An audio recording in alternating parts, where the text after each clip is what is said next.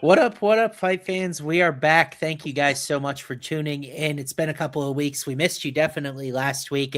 I guess it just wasn't meant to be. I had to move the show to Thursday because Wednesday was tax day at my day job, and then Maddie's Twitter got hacked. So I guess it wasn't meant to be. And Maddie, I think we can Men in Black memory wipe ourselves of what we saw, especially in the main event at UFC Winnipeg, and pretend it never even happened. What do you think? Sounds like a plan to me. So how's this week treating you, my man? Oh, I'm surviving, bro. Last weekend was brutal. Yeah, I was telling Jake, our producer, before the show that I feel like I'm probably woefully unprepared. I've been doing a lot of stuff for the NFL draft, which I appreciate some of you guys checking out on X at Swaim3. And so I'm probably unprepared for this Apex card, but pretty hyped for the main event and have some good betting spots on this one too. Yeah, no, for sure. This card's it's okay. It's I actually have the cycle parlay done on a Wednesday. Gosh, dang. I'm leaving to Louisiana tomorrow for my uncle's 70th birthday, so I had to get it done. I just filmed it for YouTube. It's going to go up later tonight.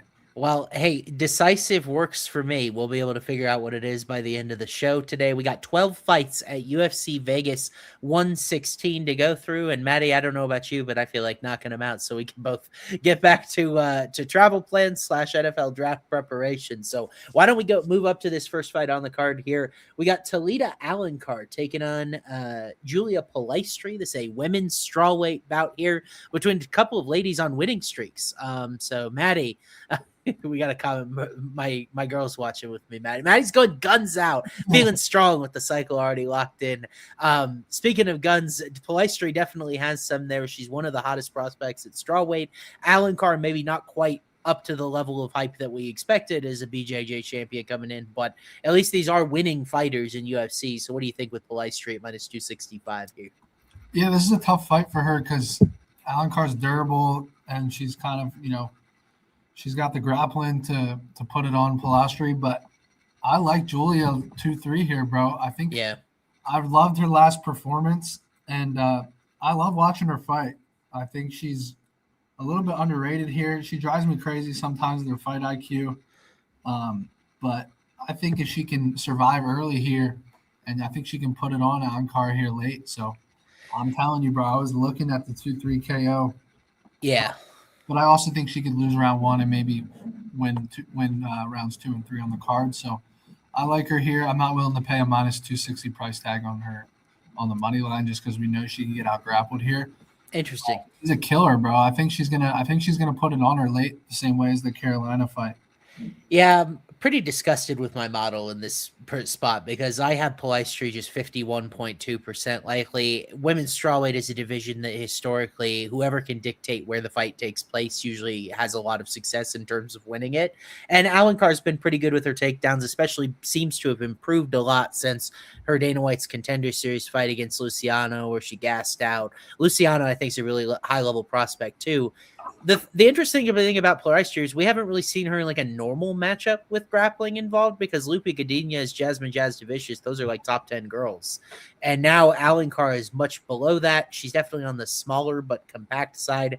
I think the one thing at certainty here is that she's going to get pieced up at distance. I'm talking about Alencar. And that's why I really hate the fact that my model already made me bet it. And then also I doubled up and I got the line movement wrong. This was trending Alencar's way earlier this week, and now it started to go back toward Polastri. She's like plus 210.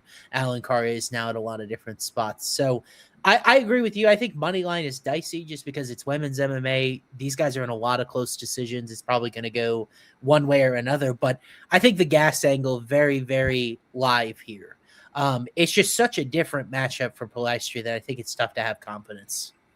Yeah, I'm with you. I'm going to probably play her 2-3, but we'll see where we end up on. Do we have props on this fight? I'm just curious what 2-3 is because I feel like I could just bail out of my position with that if I needed to. Yeah.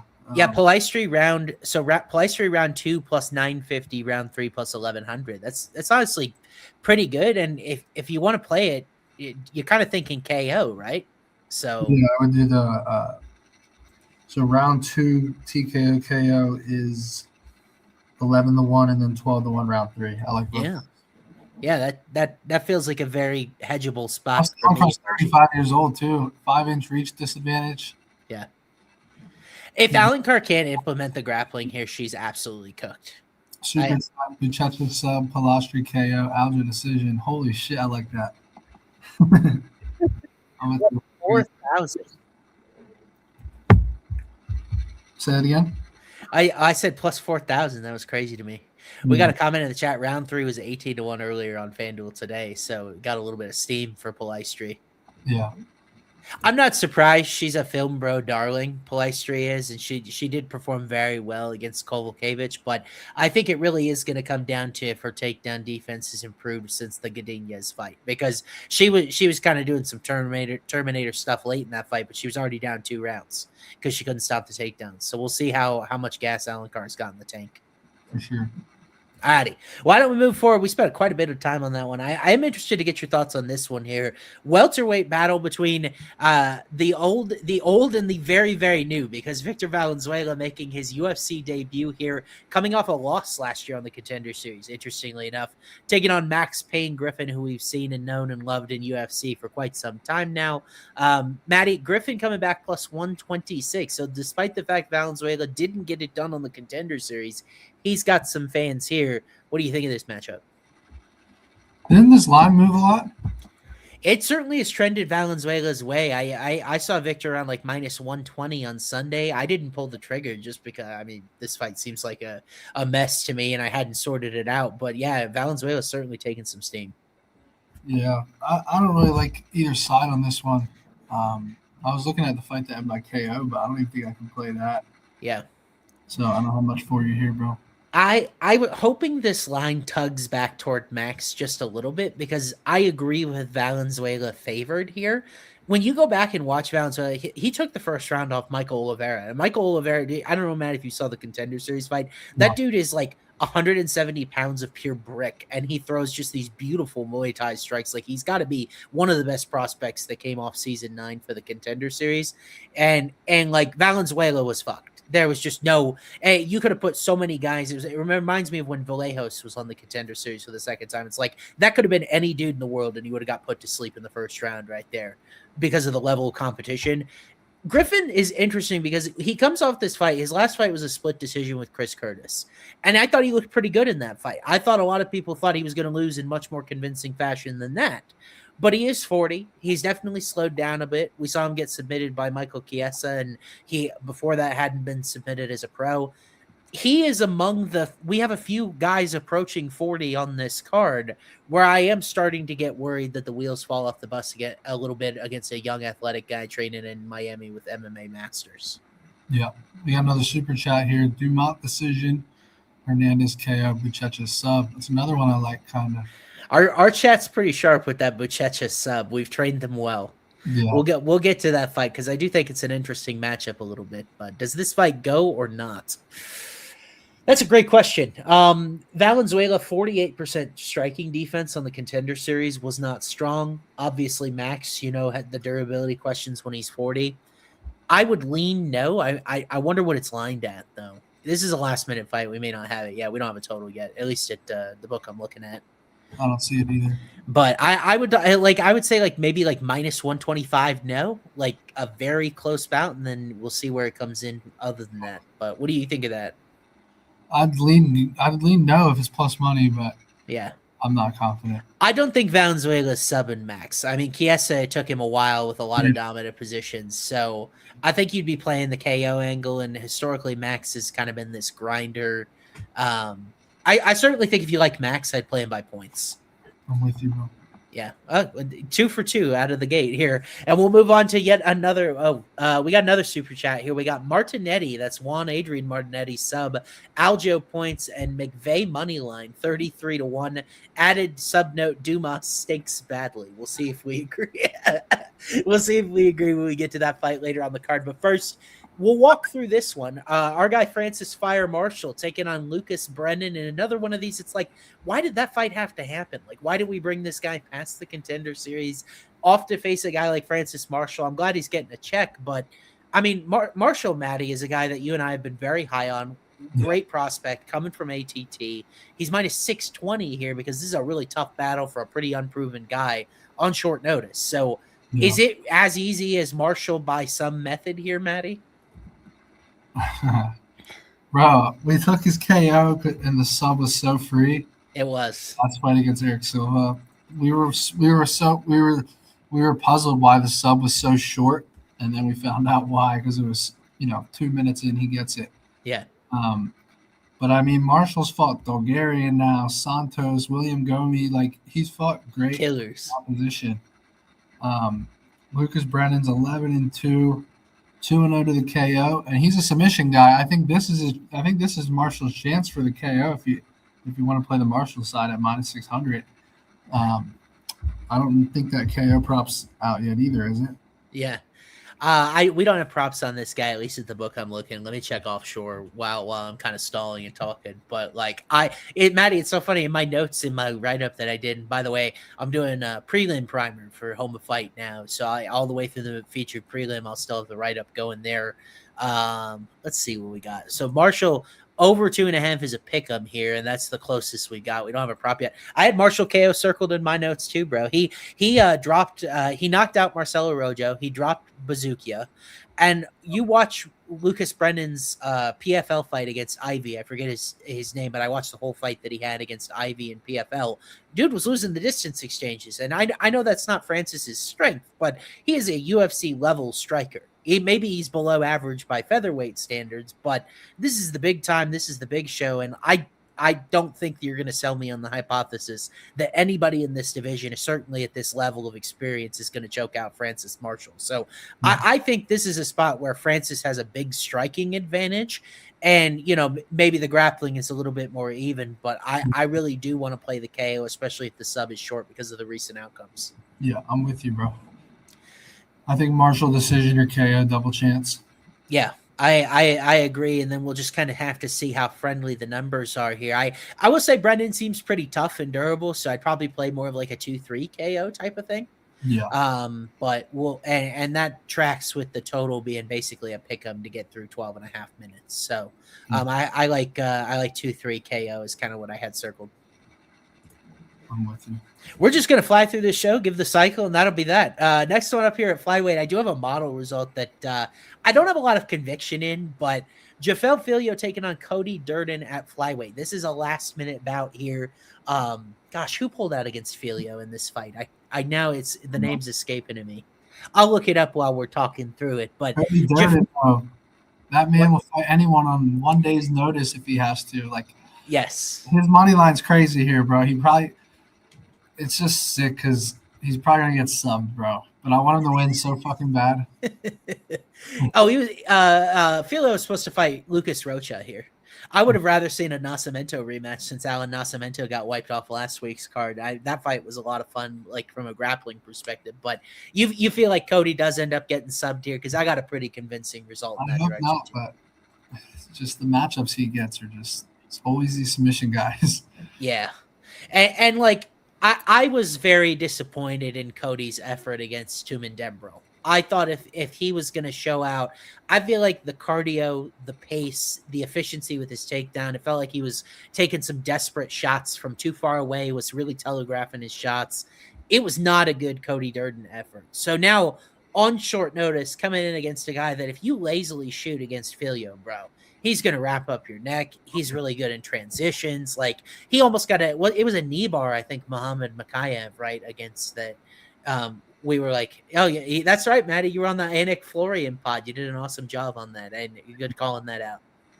From our guy with a Derek Lewis profile pick. I wonder who he's taking at the White House card coming up. But, so I've got Filho. Walter Walker is on there, too. So, listen, I feel like I actually have a really fair handicap on this fight. I've got Filho 64.2% likely to win, but I've got him 54.7% inside the distance, meaning if this goes the distance, I actually think Cody might win it. Because of the top control, but I just don't trust him to not get taken. Yeah. Plus, damage attrition on short notice. Filho actually has a couple of drops as well in UFC. So I have inside the distance for Jafel -120 or so. This is one of two fights I kind of have like this where I do like Filho. I like Filho inside the distance, but the money line isn't amazing here, but I get it given the way Cody's looked. Yeah, it is wide though. I thought he would have been like a 4-1 favorite. Yeah. Cody's had some wild money lines. Like he was almost 3-1 against Nascimento, and like he looked good in that fight until he got caught. And that's the scary part about this one. What was his price against Charles Johnson? I'm pretty sure he was the underdog against CJ too. I'm looking at it. Smaller price, smaller dog price. Oh yeah, but like he just looks so different than that guy who fought CJ. Like the guy who fought CJ would have run through Tumen Dembrel. Durden was plus 125 in that Johnson fight. So yeah, I think that's the price. Like I will say, let me look at some props here. I bet we do have. Well, maybe not because it's short notice, so we don't have any props on Filho and Durden. I think Filo's KO compared to sub is probably going to be a little bit undervalued here, but I feel like that's getting way too cute. Yeah. So I'll mostly play ITD here. Fair enough. Alrighty, brother. Let's move on here. Interesting one at women's bantamweight. I guess technically a ranking on the line in this, the worst division in UFC. Michelle Montague, training partner, longtime Kayla Harrison. We saw her in PFL, Bellator. Aced the UFC debut against Luana Carolina. Now she's potentially going to get in the rankings if she can turn back Mayra Bueno Silva. Mayra looking to avoid a 5th straight loss in this fight. So the win-loss dynamic is why you see Montague minus 430 here. Do you think it's too wide given all the experience Bueno Silva has? I don't think so. She's just a shell of herself, bro. She's dropped so many fights. Mm-hmm. I think Michelle by decision here's the play. Yeah. I don't know what the price is at this moment. But Mayra Bueno Silva can survive. Like her only stoppages when like that doctor was a cut and a doctor's stoppage. Yeah. But I mean, Michelle has nice submissions too. But I don't think Mayra's gonna get subbed. So I think she probably just loses on the scorecard here. Wow. I cannot believe a prop I just saw in this fight, and I'm gonna have to sprinkle it just in case. But I agree with you. I've been on Bueno Silva in some of these spots against Jasmine Jasdavicius, or you name it. It's a lot of the same flaws over and over again. Where I put in my write up this week, there isn't a moment in UFC that she's had positive that ultimately wasn't traced back to like a cheesy submission. And here's Montague, lives on the ground, trains with Kayla Harrison. Like, I don't think she's going to get her knee grabbed or like an arm bar from bottom position. And the problem with Mayra is she's gotten older. The cardio is really bad, and it's really hurt her get up game. Like later in fights, she's just sat on her back, not being able to do anything. And that's exactly what the type of fight Montague likes. What I can't believe, Matty, is because I agree with you, decision's the most likely outcome here. KO is 6-1. And I don't think she's subbing Mayra. We saw Mayra in some compromised positions against Jazz, against Rocky Pennington, against a lot of these other higher level girls. I think the ground and pound, the elbows, a TKO stoppage due to exhaustion, all of that stuff on the table, and probably like in a 2-3 sort of setting here. Like, I think if Montague finds a finish, that's probably how it comes. So, like, I looked at that number, and, we do gut feelings here. I'm like, dang, that's a big number for KO when I don't think she's getting a sub. Yeah, I would go decision at plus 105 or 2-3 sprinkle. Yeah. I just think Montague's so big and strong for this weight class. It's a lot like what you get with Kayla, where it's like when she's on top, she's like a wet blanket. Yeah. I'm with you. But I'm interested. I me, I've talked myself into the Bueno Silva sub dart, but it's just so infuriating to see her try to chase it. I do think she's got a striking advantage here, but I don't trust her size or her takedown defense to actually make it count. Sure. All right, let's move on here. Look at that. Jackson McVey probably takes the gold medal for dudes in UFC that look like Jesus of Nazareth himself. Look at the long flowing locks for Mr. McVey. They're taking on Cedric Dumas at middleweight. I guess these guys are technically prospects, even though McVey 0-2 in UFC. Dumas, we know some of his trials and tribulations. I'm not sure if he's got an ankle monitor this week or not. We'll have to find out and see if we can find it. We got some early Dumas love in the chat, Matty. He's plus 164. Are you on board with them? If he wrestles, bro, it could be like the Cody Brundage fight, but I got Jackson McVey. I actually loved Jackson McVey's round 1 performance against Zachary Reese because I had Reese by sub and ended up cashing in round 2. Right. Go back and watch that fight. He was putting it on Zachary Reese on the feet. I think if McVey gets this dude in the clinch, like up against the cage, he's going to rain shots on him. And it just comes down to Dumas. Does he have the dog in him to survive that, or does he shell up? And I think McVey TKOs him in round 1.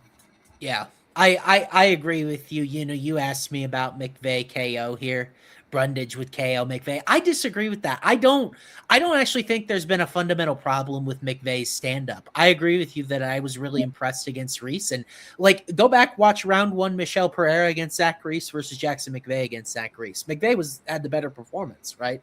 Yeah. Like it wasn't even arguable. And like I feel good about his stand up at the UFC level. It's the submission danger and everything like that that's given him trouble. Dumas only win in the last 4 years against his girlfriend. It's a fair point that Two First Names puts in chat. Bro.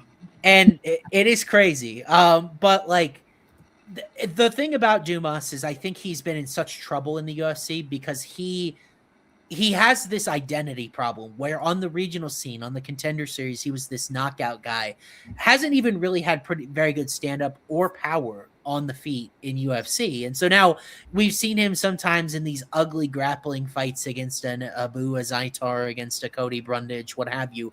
But it feels like he's surviving or neutralizing or what have you. And then he goes against a guy like Michal Olakshechuk, Dante Johnson. That loss aged really poorly when you saw Johnson fight Brundage. And really, I think Cody might have won the 3rd round against Johnson. So I don't know. Dumas, I'm sure he's a good athlete. He's motivated. I just don't think he's particularly skilled. And McVey is a guy that I think once he gets rolling downhill is kind of an avalanche. I do like McVey. Round 2 KO feels right for McVey. I haven't decided whether it's like early or late when I decide to sprinkle it. We got a good comment in chat. Dumas's wins are horrible too. They absolutely are. They're not UFC level guys. They're guys that have been cut from UFC. So like McVey lost to Bruno Ferreira and Zach Reese, and I think those guys are roster members. So I'm willing to forgive him, and I think the chalk here is appropriate. I'm with you. It's just like just a mentality thing, and a fight IQ, a commitment to the game sort of thing. And like at minus 215, I don't even feel the price is that steep. He just hadn't won in UFC yet. But let's move up here to the featured prelim at middleweight. We got Rodolfo Vieira, the black belt hunter, taking on Eric McConico. Matty, I think it's fair to say McConico's outperformed what we expected of him in UFC when they've thrown him Nursultan Ruzaboyev and Besengar Susurkayev and Brundage as well. Kind of expected him to just go 0-3 and leave, but battle of mid.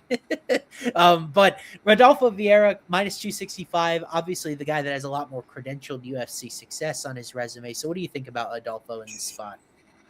Bro, I cannot pay his moneyline price here. I like dogger pass, maybe decision for Eric here. He's won some weird decisions. Plus, you got to remember, like, not only did Vieira get head kick KO'd, he also got beat up for 3 rounds. Nickel was tagging him a lot, and Eric doesn't give up easily. I think if he doesn't get subbed here early, he could win 2-3 on the card. So I got a good dog here, but I hate this fight. Yeah, I mean, I definitely agree with you that when I look at like my model result, which by the way, McConico model eligible, didn't think that coming into the week, but if it goes to a decision, I've got it about equal, and I think it would be grimy. At which case, if you get plus 350 or what is McConico decision? It's probably a long shot of some sort. It's probably like 4-1. Yeah, so, somewhere around there. But like that's a good price if it goes the distance. The problem with that to me is that Vieira is a guy that has been able to topple guys that are stronger grapplers than. I'm not even talking about McConico, who just at best is a survivor. I'm talking about Vieira in certain spots has taken on and beaten guys that are even better than that. Guys like, you know, I guess that the Petrosky fight played out at distance, but like an Armin Petrosian, Dustin Stoltzfus is not a bad grappler. I just now looking at it, Matty, I didn't realize how bad Vieira's level of competition was in UFC. The Chris Curtis fight, you know, Curtis stuffed all 20 takedowns. Certainly, if you get Vieira in a dominant position on the mat, you're going to be sweating a McConico ticket here. But I do have Rodolfo minus 227 in this spot. Weirdly enough, my model likes the knockout. I don't know where that's coming from and what that's all about. Probably just because McConico has been able to avoid subs as a pro. But I think Vieira either wins in sort of dominant submission early fashion, or this is a sweat. that you're probably not going to enjoy having minus 265 Vieira behind it. I'm with you, bro. Yeah. Well, we got a comment, bro. Vieira by sub will be on the cycle. Matty, can you confirm for the people, is Vieira by sub in the cycle? He will not be. Okay. Well, see, they think they know you, and then you throw a few wrinkles. But before we get up onto the main card here, I wanted to remind you about these guys. Man, you want to talk about cooking? These guys are starting to cook in the Home of Fight Picks Discord. I know Hey Jive has been warming up as we get into the summer here, and Nolan caught a horrible break. You caught the same break last week. The Thiago Moises Gage Young total. He started dancing when Moises was barely with us with consciousness. Really unfortunate to lose your week on that sort of thing. But these guys are back. They will be better than ever. They are the guys that keep the lights on here at Home of Fight Picks. You can use code HOF 7 days free for free premium picks from Nolan and Hayden and a lot of good stuff we have in the Home of Fight Discord as well. Winnable.com/HOF Picks, so you can visit HOF Picks on Instagram. And of course, our show, we appreciate it. It was brought to you guys by Novig. Novig, where America trades on sports. Matty lives in Florida. I live in Texas. I can use something that feels like a sports book for UFC props. They've got NFL draft stuff for me this week. If I want to do that, you can use code FIGHT or code Matty, either one, whichever one you remember in your little brain of yours. You spend $5, you get $50 to play with. I'm still working off that initial deposit and building up my bankroll, even though UFC Winnipeg did a little damage to it. Code FIGHT or code Matty, either one of those is great to join on Novig. I think it is the best sports prediction market on the market. So appreciate those guys being part of our show and for hosting usually the cycle parlay. As Matty, I'm sure we got a slip at the end of the show. Novig hosting the cycle again this week. But let's get up onto the main card here. Heavyweight bout between Marcus Buchecha taking on Ryan Superman Spann. Matty, Buchecha not really living up to expectations. He was a slight favorite in both of his fights so far. Had a weird draw in his last bout with Kennedy and Zechiku, as well as Martin Budai in his debut. He was unable to get him to the ground. Now with Spann, we've seen Ryan Spann submitted in UFC, so that's interesting at first glance. But Ryan Spann also has a lot of knockout and submission wins himself. So where are you leaning in this fight with Buchecha at minus 154? I'm definitely on the Buchecha submission side. I'll spoil it. This is going to be the cycle leg. I'm going Buchecha submission. Now, If he gets sparked in round one, I will not be at all surprised. But I feel like that Spann's win condition is he has to knock him out early. Yeah. You look at Spann, like he's gotten subbed by Anthony Smith, Nikita Krylov. What's the other one? There's one other submission. You could throw any name at me and I'd believe you. Yeah, it was back in 2016. But, I mean, look, you got to like the Buchecha sub side because he can get it in round one, but he can also get it when Spann inevitably fatigues in 2 or 3. Sure. So I think as long as he doesn't get sparked, he literally has 15 minutes to get this sub, and he can get it a number of different ways. He has to be careful on like his entries because Ryan Spann is very dangerous with his front chokes. But I think if Buchecha gets him to the ground and is heavy on top, he can get this shit easily. So I think this is a good matchup for him. He's got to avoid these big shots on the feet, but if he gets this to the ground, I think the sub is a great number, plus 183 on Novig. Yeah, and you know I was a Ryan Spann guy forever. I'll tell you why I liked him more at light heavyweight than I do heavyweight is because I thought he was this physically imposing dude at 205 that could knock you out. He had this super squeeze. He submitted Iwan Cutelaba with it. I'm worried that he doesn't really have that sort of one-shot power at heavyweight. And, like, he was able to grab Lucas Brzeski's neck in his last fight. That's fine and well, but Brzeski wasn't a UFC-level heavyweight, which says a lot given the state of this division. This feels a lot like the Robert Valentin handicap that I messed up last week, Matty. I laid a ticket on that bum, Julian LeBlanc, and he went out like no contest in the first round. And it's like Buchecha's looked terrible twice. Why is he a favorite here? I think it's because he's got the cardio advantage. He showed actually really good durability in fights that were not going his way against an Nzechiku, against a Budai. And I don't think that Spann is that same sort of power threat at heavyweight that he was at light heavyweight. And so I look at this fight and I see Spann has struggled historically with takedowns in spots. Ryan Spann historical takedown D is 52%. It's not very good if Buchecha comes out to decide to wrestle early. And then, like you said, we saw Krylov submitted him, and this is a multiple-time BJJ world champion. I think Buchecha is able to finally get on the board, and I love an early Buchecha sub here. Hey, I was talking to you, man. I'm like, maybe I play 2-3 for a cardio angle, but the more I think about it, the more I look at Spann and his takedown defense and his willingness to brawl early. I think an early sub is the side I got to play here. And it's going to be priced, but whatever. Yeah, I'm with you. Don't overthink it. Yeah. I agree. I don't think we're going to overtake it. Now, you and I are going to put our heads together. We're going to overthink this one because I think we're in disagreement. I mean, we both have really liked these guys a lot. Montel Jackson taking on Raoni Barcelos at bantamweight. To me, this is a matchup of two guys that could absolutely be in the rankings if this division wasn't absolutely stacked. I do understand Jackson is a favorite here. He's minus 186 and Barcelos at plus 144. By the way, Raoni has won as a dog in, I'm pretty sure, 3 straight fights. So he's kind of used to this position. Yeah. Oh no, he was a slight favorite over Garbrandt. So So he's been a dog a couple of times. But what do you think of this matchup between two really well-rounded, skilled guys here? I mean, Barcelos didn't get Garbrandt out of there. I would have liked to seen him get a sub there. Sure. Didn't get Ricky Simone out of there. He's not really finishing. His last finish was the Canones fight in 2024.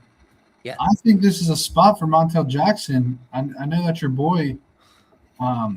He gave me one of my worst bets of all time when I had Heath Ledger on Dumont Blackshear and he got sparked in fucking 18 seconds. Yeah. But I mean, I think Montel Jackson can win on the scorecards here with a unanimous decision.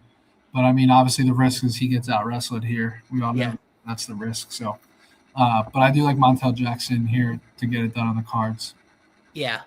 I really like Jackson's skill set. I just wish he knew how to use it. I feel like I was screaming at the television, go against Davis and Figueiredo, because when he would go forward, he would land. But it was just like there was this hesitancy on the feet, and I feel like Barcelos is just more sure of his skill set. The thing you're afraid of if you like Raoni at like plus 140 something here or whatever he sits at is the early chin, because Jackson 3.1% knockdown rate.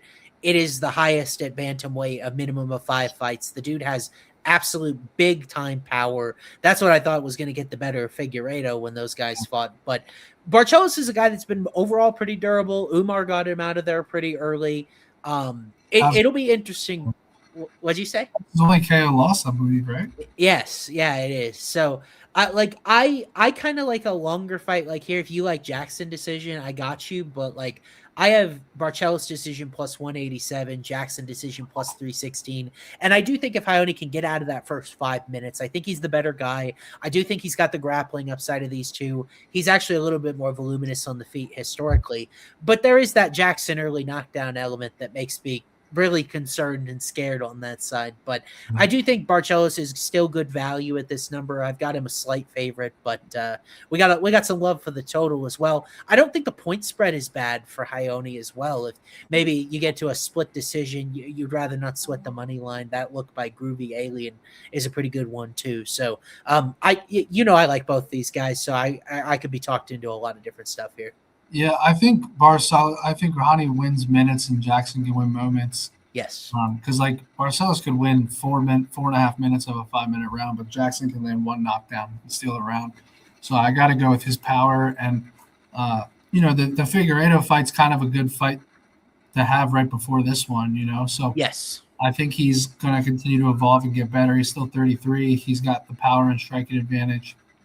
Look at that 8-inch reach advantage at bantamweight. Yeah. Insane, bro. He just needs to sit back and throw shots and not get ragdolled, and I think he coasts. But yeah, I like Montel Jackson on the scorecards for sure. Can I ask you a question? Barcelos and Figueiredo, to me, they're very similar fighters.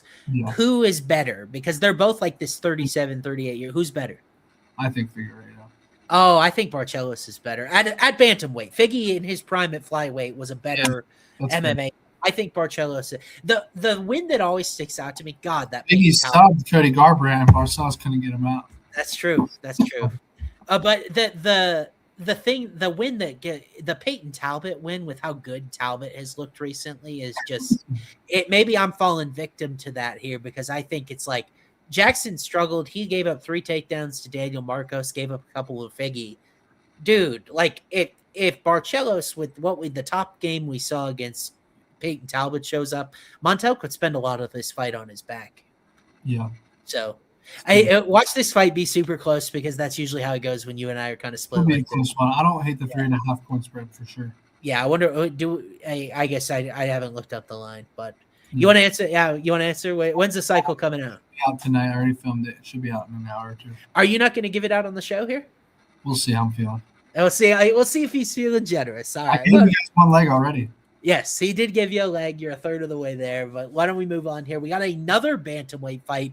Dangerous Davy Grant taking on one Adrian Martinetti. A lot of different variations of his name that I've seen this week. But we know him as the guy that put on that absolute barn burner on the Contender Series against Mark Volagdin.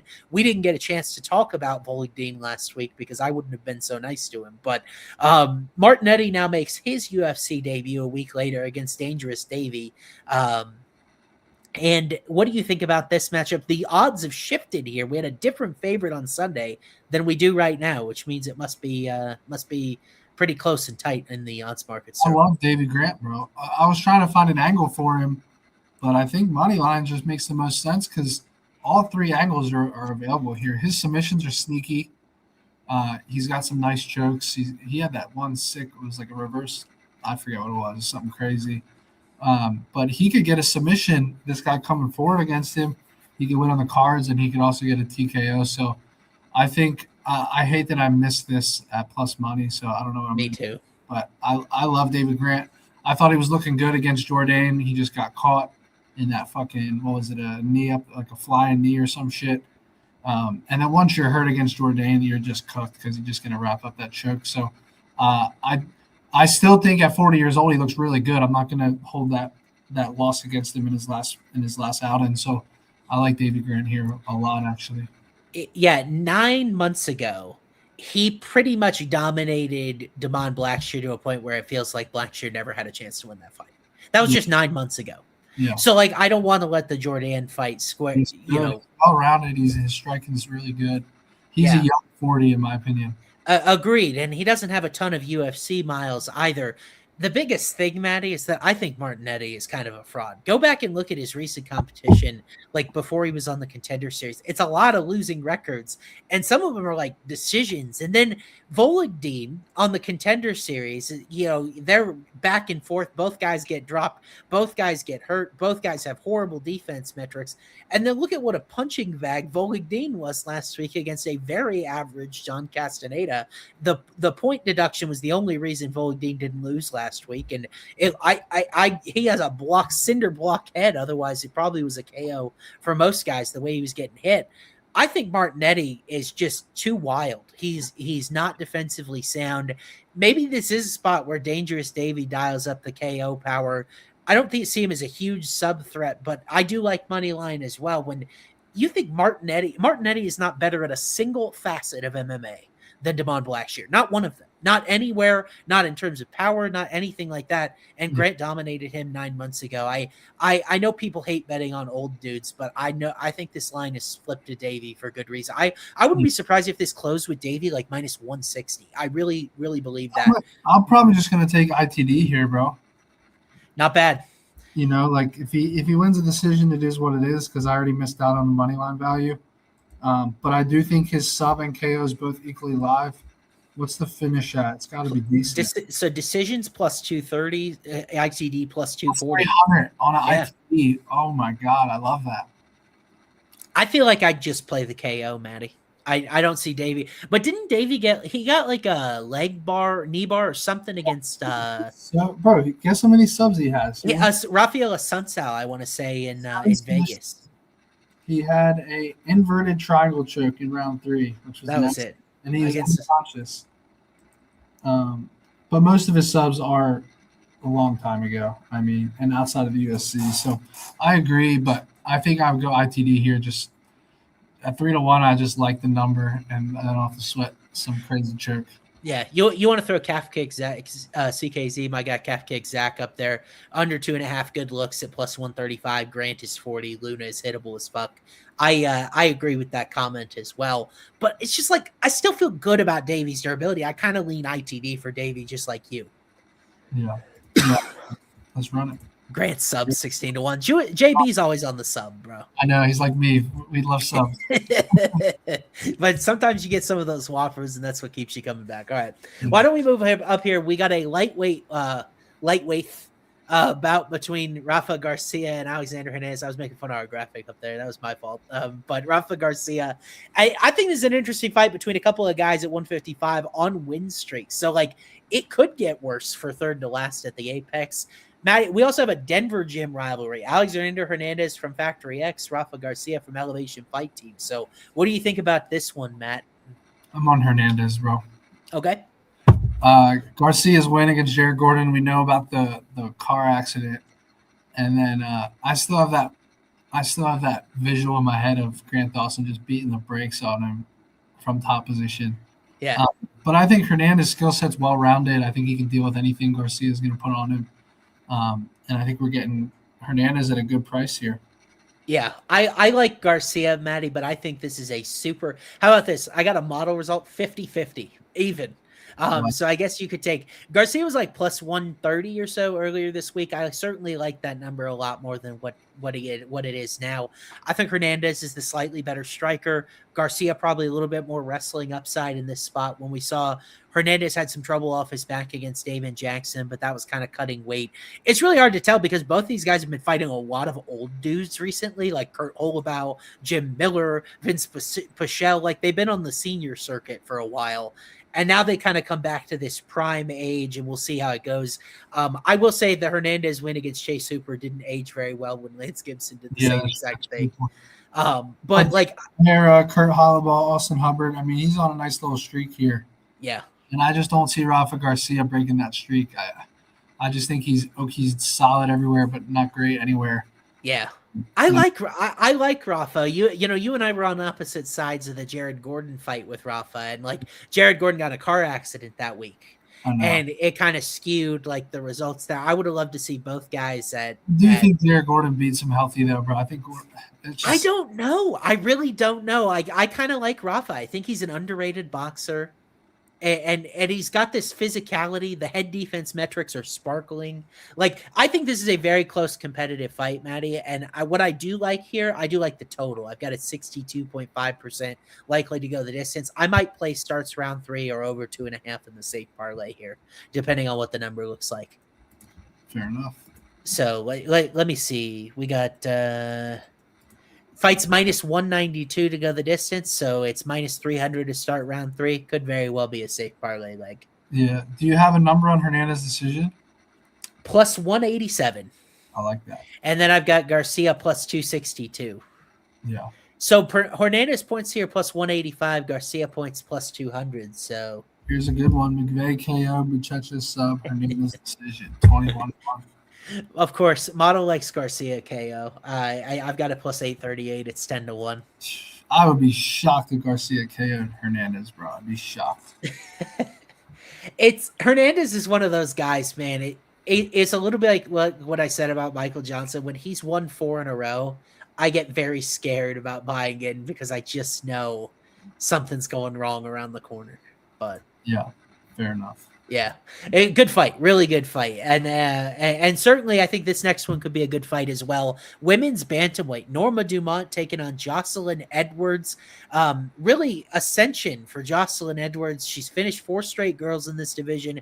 She's taken this fight on short notice. I'm gonna have to look up again who pulled out against Dumont here because this is a real opportunity for Jocelyn. She probably wasn't expecting. Dumont was originally scheduled to fight Yana Santos here, which would have been a absolute snooze fest. This not a snooze fest. What do you think of Dumont at minus 245 here or so, buddy? I love Norma, but her price has climbed a lot. It's hard to get there at this current price. But 65%, I've actually made a video on this one. 65% striking defense and has never been subbed. And Edwards, you kind of like her finishing upside in fights in women's MMA, and I just don't see her finishing Dumont. And it's like Dumont can win this fight wherever it goes. She's a way better takedown accuracy. It's like 15% better. Her striking defense is like 15-20% better. I just think she's better everywhere, so I don't want to overthink this one. But, I mean, at some point, the odds are just like going to get, too pricey. So it's a tough one. I actually think Dumont wins 29-28 on the cards is my prediction, though. Yeah. I knew we were going to be split on this one because we talked about it earlier today. You're like, what do you think of Dumont minus 150 for the cycle? And I'm like, that's not a great number. I've got it plus 120, which I think is a little bit more reasonable. Most of the time when she wins, it would be a decision, but this is also a big step up for Jocelyn as well.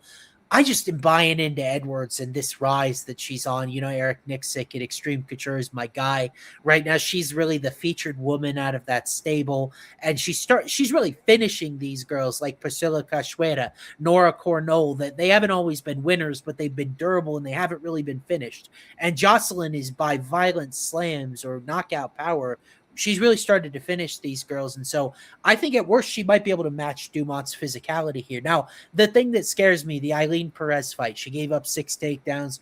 Norma has been an awesome wet blanket in spots. And I agree with you, Matty. I can't really poke any holes in Norma's analytical profile. She just does everything well. I think these are 2 of the best 4 or 5 women's bantamweight fighters on the planet here. Edwards probably a little wide. I've got Dumont 51.9% likely to win, but would it surprise me if the chalk ended up cashing here? Absolutely not, because Dumont can secure takedowns. She's very defensively responsible.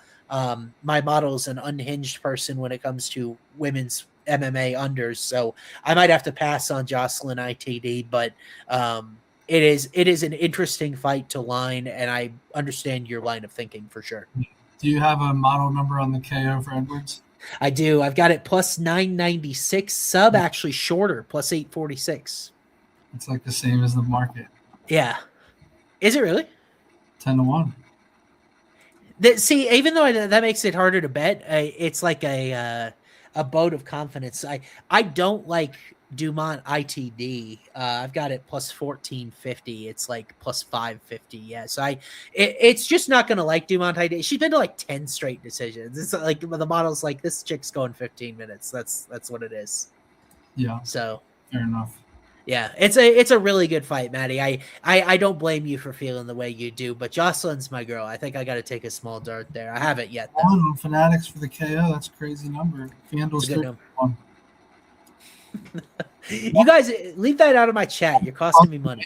You need to ask Hey Jive, not me, buddy. For Hey Jive for your card. Edwards by finish. Chat likes Edwards a lot, bro. That's why I like Norma, big Norma. Yeah, I mean Norma. Edwards probably is a pretty public dog here because of all the recent finishes, if I had to guess. Yeah, but Dumas, I think either one of these women could very well be the successor to Kayla Harrison if she retires and walks away.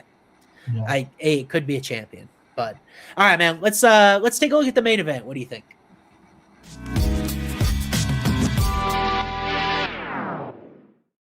Jake coming up the road week on the. How about this man? This is actually a featherweight. I'll just Sterling used to be a featherweight. I think we lost your audio's down. I can barely hear you like underwater. Yeah. Oh.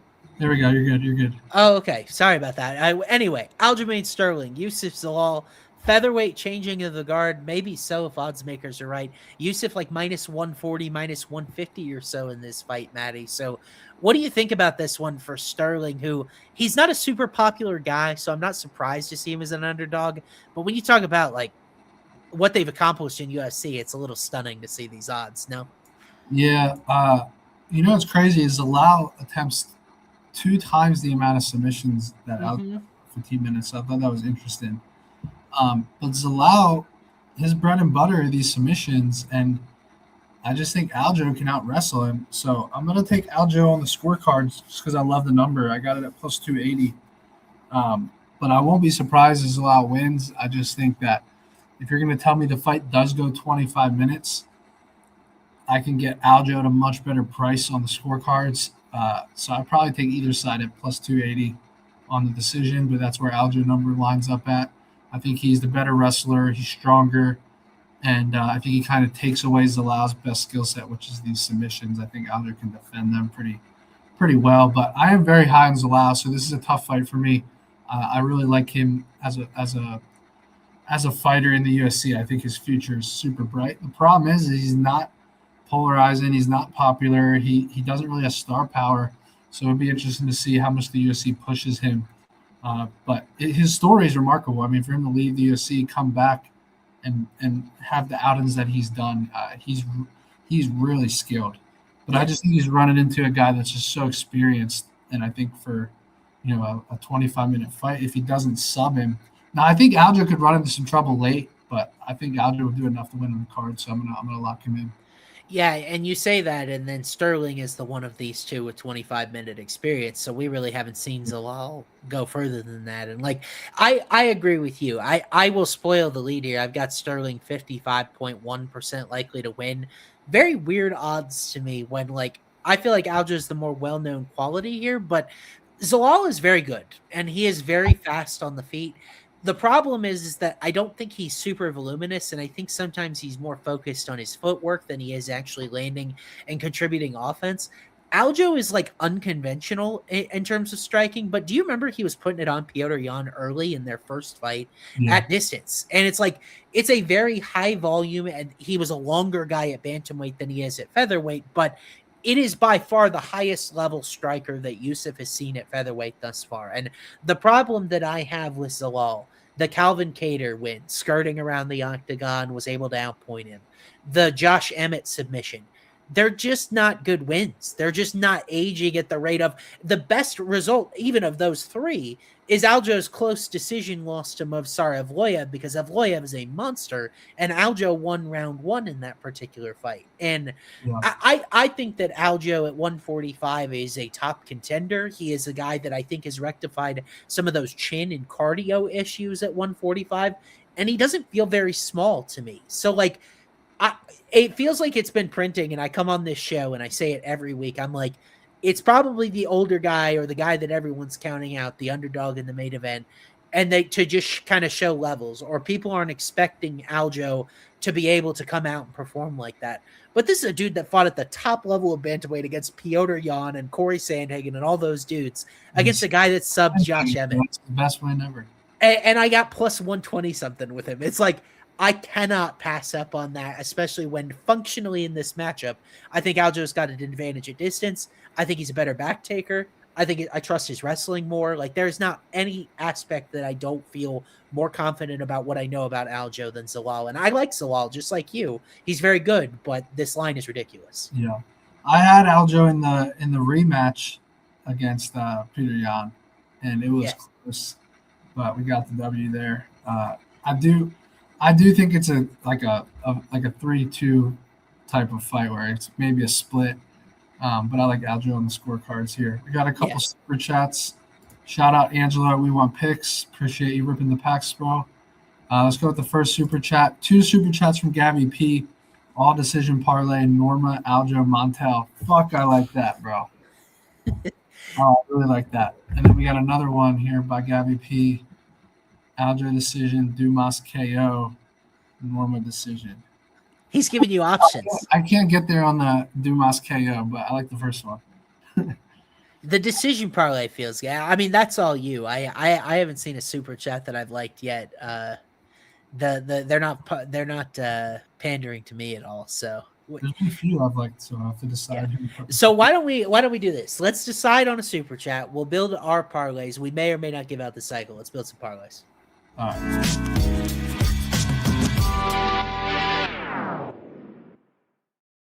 Safe parlay first. Let's hear it.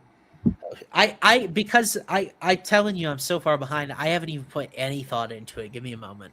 All right. I gotta. Let's rip a card then. In the meantime. Yeah. Rip a card while I'm doing it. All right. Let's see here.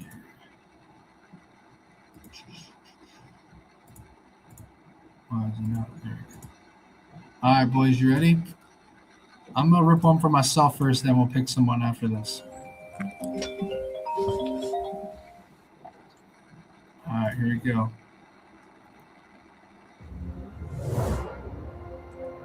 I'm not doing my homework. card.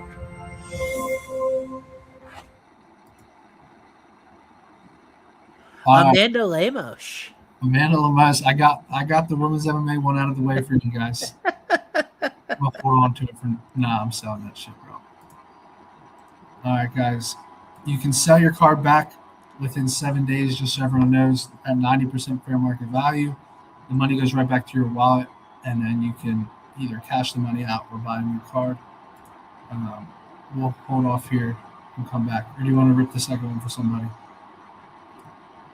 I still haven't decided, so if you're going to rip it, that's Who fine. wants a card? Tell us, guys, comment your collectibles username in the chat. I'm going to type in the URL here, homofightcards.com. We're going to pick one person for a card here. YG Davey got his card last week. Ivan, you got to comment your username if you want to get blessed. You got to have a collectibles account, Corrupted Judge collectibles account. If you don't know what this is, guys, it's homofightcards.com. Basically, you pay $60 and you get a graded premium MMA card. And essentially, that card can be anywhere from $30 up to $1,500. It's all luck of the draw. And if you don't like your card, you just sell it back. Producer Jake here saying, I ripped a $340 Yuri Prohashka today. Was more hype than ever. That is so sick. Yeah, I got it mailed, so it'll be on display next week. That's sick. I still haven't mailed any cards. I have like 15 cards in my vault. I need to mail some from my office. Hey, this isn't even, I'm not even trying to plug, but they do free shipping too. I didn't have to pay anything. Yeah. I didn't know that. All right, we're going to pick Tim here. Tim Depp, ripping a card for you, bro. You ready? Let's see what Tim gets. And Jake, if you can send this one in the WhatsApp for him. Copy. Here we go, boys. This is for Tim. Free $60 card. Let's hope he gets something big here. Yeah. Comment what you want in the chat. You got to manifest it.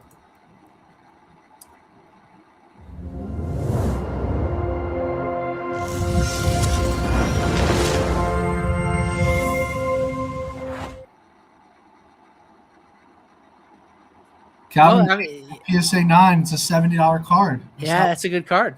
That's a win. That is a win. Although some people look at it as collectibles, not gambling, Matty. How funny. We were just talking about Calvin Cater with the Zalal fight. Yeah. No, that's true. And then it just happened to pop. I feel like it always does happen that way. But I have my terrible safe parlay. We are at 10 of the last 14. Unfortunately, Mandel Nalo cooked me last week, as he did most people. What an idiot. Bro, but he's going to be a good spot to bet on. I thought he looked good. Yeah. He got like Peloton-esque too arrogant against Adesanya. That's what happened. That is exactly what happened. Bro, You're so right. Fucking him down. I was shocked because Jai Herbert's a good striker, and he looked fucking good. I can't wait to bet on that guy in his future fights. Okay, so here's my terrible safe parlay that I don't have the most confidence in, but I'm going to go with Michelle Montague moneyline, and Garcia Hernandez goes the distance. It's minus 115 for those two legs together. Let's smack it, man. Let's smack it. Let me put it in chat here. Maddie, do you have a fan on or something in the background? Just was hearing that. It's not me. Oh, okay. Is it me? I don't know. It's all good. The show's almost over. we made it. Are we building a long shot, or are you giving out the cycle? Because I'm down to build a long shot. So the cycle is up on YouTube. It's on the channel right now. All you have to do is click on the Matty Bets YouTube channel. I filmed literally probably a 4-minute video, so it's nice and fast. You guys can go check it out. Hell yeah. 36-1 odds.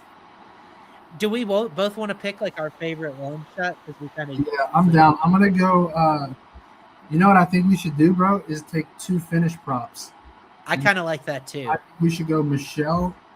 No. I know we're gonna align on the David Grant one, right?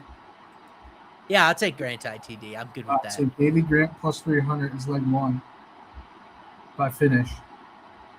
And then we need one more finish prop to make it like a double digit. Well, what about No, I was gonna say we go Polastri. See, my model likes this one, but I don't know if you do. Vieira ITD, it really likes that. I've got it plus. Oh, I guess not. It's a bad number. My bad. I understand. Wow, did you see McVey sub is favored over KO? Don't say that. That's weird. KO. I mean, what about Buchecha? No, the price sucks for a finish. I'd be all right with Michelle, to be honest with you, bro. I mean, are you not? Polastri, bro, is plus. It's 2 plus 300 legs if we go Polastri, 15-1. I cannot betray. Alencar decision is like its favorite play of the week. I can't go there. Yeah. But I get it. Unfortunately, we're missing some props, dude. Like that would make it hard. But and we're split on the Hernandez fight too. So we could Buchecha's. Why don't we just take Buchecha's sub with the Davy Grant finish? That's 10-1 even, bro. That's perfect. Plus 1,000. Okay, if you're down to double up on Buchecha sub, because I know you're on it I think right now it's limited in split, so I think that's a good. Yeah. I'm good with that. For the show Longshot official, we go Grant ITD and Buchecha sub. I like that. I need it. What books you get 10-1? That's hard rock. Oh, okay. Because I'm like, I got plus 852 at this book that I built here. We would love to take Francis Marshall KO. We just don't have the prop yet. Yeah, we would have been all about that. I like this. I think it smacks. I do too. I'm gonna play that with you with the show. So I'll also have to check out your cycle parlay video to figure out what it is, because I've been tailing for the past few weeks. I can feel like we're closing in on a whale here. Yeah, last week was I think last week was 0-3 though. Yeah. It's gonna happen. It was 100-1 to be fair though. Oh, last week was terrible. I lost like 15 units. It was definitely my worst card of the week. But we're ready to bounce back at the Apex, and we appreciate you guys hanging out to do it with us here, building all these parlays. It was good fun going through all 12 fights. We will be back next week. I'm pretty sure we have a much better card than this one next week, if I'm not mistaken. Going down under. That's right. We got the Australia card next week, and JDM Carlos Prates. I'm going to be kicking it with my guy Clint McLean next week for that show too, so that'll be fun. Thank you guys so much for tuning in. Big thanks to Novig, to Home of Fight Picks. We got our cards we're ripping from repacks through collectibles. Lots of good stuff here with the Home of Fight family. I appreciate you guys and all your support. Until next time, guys, thank you so much for watching. Hope all your bets cash. You have good luck this weekend, and we will see you again next Wednesday. Yes, sir.